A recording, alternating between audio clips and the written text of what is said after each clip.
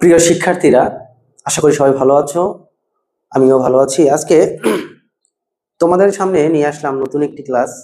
তোমরা অবশ্যই দেখতে পাচ্ছ বোর্ডে আমি লিখেছি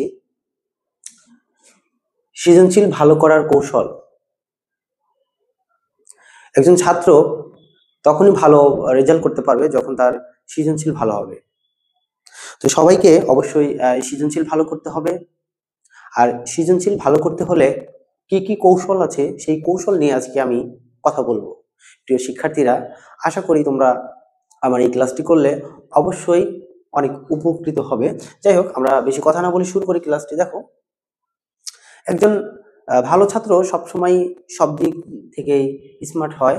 কিভাবে সে ভালো করবে, সৃজনশীল হোক বা বহু নির্বাচনী। তো সৃজনশীল ভালো করার কথা সবাই কম বেশি বলে থাকে। আজকে আমার ক্লাসটা করো, দেখো অনেক ভালো লাগবে। আশা করি অনেক কিছু শিখতে পারবা। তো আমাদের একটা সৃজনশীল 10 মার্কের সৃজনশীল, সেটাকে 4টা ভাগে ভাগ করা যায়।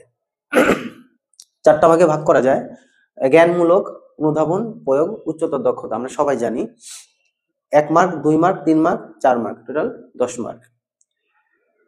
তো এখানে জ্ঞানমূলক যে প্রশ্নটা করা হয়, জ্ঞানমূলক যে প্রশ্নটা করা হবে সেটা সেটা হতে পারে বাংলা প্রথম পত্র বা অন্যান্য সাবজেক্ট, আর্টস বা সায়েন্সের যে কোনো সাবজেক্ট। সেই ক্ষেত্রে যদি বাংলা বা ইতিহাস বা পৌরনীতি এই ধরনের কোনো সাবজেক্ট যদি হয়, বা বাংলাদেশ ও বিশ্ব পরিচয়, যে ক্লাসে হোক না কেন, এই ধরনের প্রশ্ন কিন্তু আসে যে কি, কে, কখন, কোথায়, কাকে। ধরো এই যে অপরিচিতা গল্প, যারা হচ্ছে তোমরা এসএসসি দিবা, তাদের অপরিচিতা গল্পটা সিলেবাসে আছে। তো সেক্ষেত্রে দেখা যায় অপরিচিত গল্পের থেকে যদি একটা প্রশ্ন আসে যে অপরিচিত গল্পের নায়ক কে, কে চলে আসলো, কে, এভাবে কে, কি, কখন, কোথায়, কাকে, মানে এক কথায় প্রশ্ন আসে, উত্তর দিতে হবে। আর এই ভালো করার জন্য অবশ্যই আমি ক্লাসে বলে থাকি যে সৃজনশীল ভালো করতে হলে অবশ্যই মূল বইয়ের 4টা ভাগে ভাগ করতে হবে। একটা গদ্য বা পদ্যের, আমি বাংলা প্রথম পত্রের কথা বলছি, যে লেখক পরিচিতি বা কবি পরিচিতি, পাঠ পরিচিতি, মূল গল্প বা কবিতা, শব্দার্থ, টিকা। এই 4টা বিষয় একদম আন্ডারলাইন করে করে বারবার পড়তে হবে। তাহলে কি হবে? তাহলে এই সৃজনশীলের জ্ঞানমূলক, অনুধাবনমূলক প্রশ্নের উত্তর করাটা অনেক সহজ হয়ে যাবে। যাই হোক, ওই বিষয়ে আমি কথা না বলি। যেটা বলতে চাচ্ছি যে জ্ঞানমূলক ওই ভালো করে পড়লে তুমি এক লাইনে এক কথায় উত্তর দিতে পারবা। অনুধাবনমূলক এইটা গদ্য বা পদ্য বা অন্য সাবজেক্টের কথাও, যে সাবজেক্টই হোক না কেন, সেক্ষেত্রে কেন, ব্যাখ্যা করো, কি বোঝায়, এখানে 5-6 লাইনের ভিতরে, 5-7 লাইনের ভিতরে তোমাকে এটা লিখতে হবে। তো এখানে এই ধরনের যে প্রশ্ন আসে, কেন, ব্যাখ্যা করো, কি বোঝায়, সেক্ষেত্রে 5-6 লাইন লিখলেই হবে। এটা ভালোভাবে বই পড়া থাকলে, ধারণা থাকলে ভালো উত্তর করতে পারবা। প্রয়োগের ক্ষেত্রে যেহেতু তোমাদের সৃজনশীলে একটা অনুচ্ছেদ দেওয়া থাকে, সেই অনুচ্ছেদের আলোকেই প্রয়োগ লিখতে হলে উদ্দীপকের সাথে প্রসঙ্গ ব্যাখ্যা বা বর্ণনা করতে হয়। তোমরা জানো যে যে কোনো একটা টপিকস থেকে যদি সৃজনশীল প্রশ্ন বানায় দেয়, তাহলে সেই টপিকসের আলোকে একটা অনুচ্ছেদ করা হয়। সেই অনুচ্ছেদের সাথে মিল রেখে তোমাকে প্রশ্নের উত্তর করতে হবে। গ নাম্বার, এখানে তোমাদের মনে রাখতে হবে যে মানে বই থেকে এবং অনুচ্ছেদে যেটা দেওয়া থাকবে সেই দুইটাই কিন্তু লিখতে হবে। দুইটা প্রাসঙ্গিক আলোচনা ব্যাখ্যা করে, বর্ণনা করে লিখতে হবে। ঘ নাম্বার, উচ্চতর দক্ষতা, বিশ্লেষণ, মূল্যায়ন বা সিদ্ধান্ত। এটা বিশ্লেষণ করতে হবে, মূল্যায়ন করতে হবে, ব্যাখ্যা করতে হবে। যে একটা প্রশ্ন দিল, সেই প্রশ্নটা তোমাকে অনুচ্ছেদ এবং মূল বই থেকে বিষয়টা বুঝে শুনে বিশ্লেষণ, মূল্যায়ন করতে হবে বা সিদ্ধান্তে আসতে হবে। এটা হলো বললাম জ্ঞানমূলক, অনুধাবন, প্রয়োগ, উচ্চতর দক্ষতা। এইবার আসি প্রশ্ন। সৃজনশীল ভালো করতে হলে তোমাকে ওইগুলো বুঝে বুঝে পড়তে হবে। বাকি যে এগুলা, যেমন এই যে প্রশ্নের নং মাঝে লিখতে হবে। ধরো এটা তোমার খাতা, হ্যাঁ, এটা তোমার খাতা।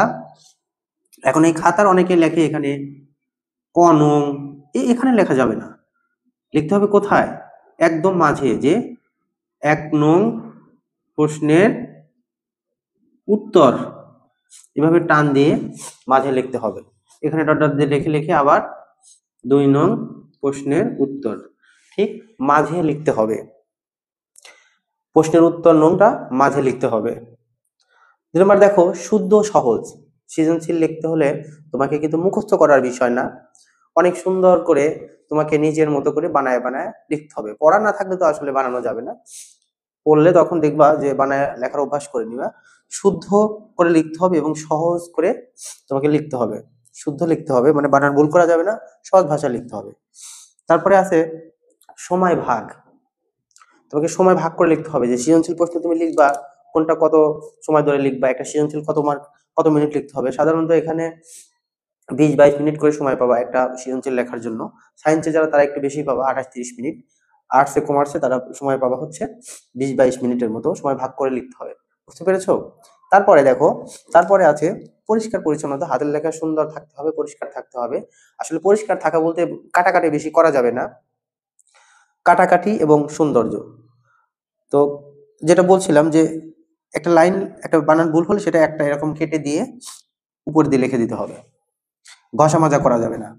এক কথা, খাতার সৌন্দর্য, খাতার সৌন্দর্য যদি আহ, বৃদ্ধি পায়, কোনো দিক থেকে আলাদা থাকে, তাহলে নাম্বার এমনি বেশি দিবে।